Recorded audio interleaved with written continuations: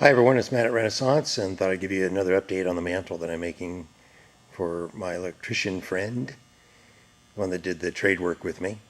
What we've got done so far is the last time is we've got all the moldings on the upper portion of the mantle, the little crown molding, piece at the bottom, and of course the top. And this is sort of a little bit of a plainer look. The type of stuff they've got in their house is a little bit more rustic, a little bit more, I want to say prairie style. The columns, I added a piece of molding around it to make it look like more like a little corbel. And then, as you can see over here on this one panel, I've got a two-piece molding in it that's going to go around the entire panel.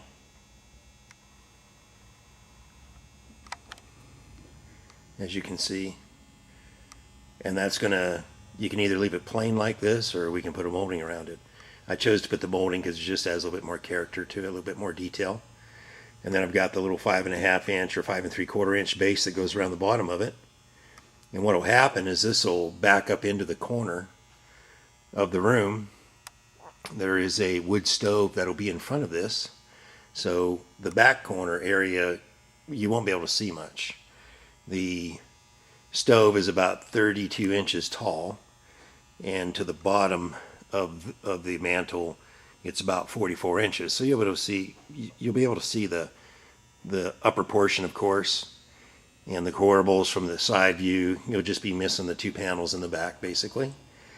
And this is made out of a high density MDF Ranger board, and we use Plum Creek. It's more of a wood product than an inexpensive MDF that you find at the big box stores. It paints up better, and it's not a cheap product by any means, but it just sands better, it routs better. It's just a better product overall.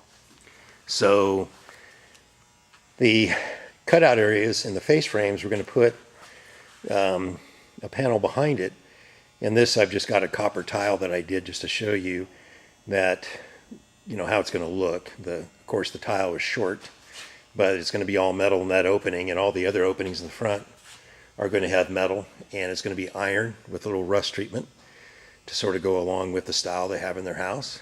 And we'll be installing this next week, probably on Thursday. I was thinking 30 or 31st, but it's going to take a little bit longer for the metal to cure, so after I spray it.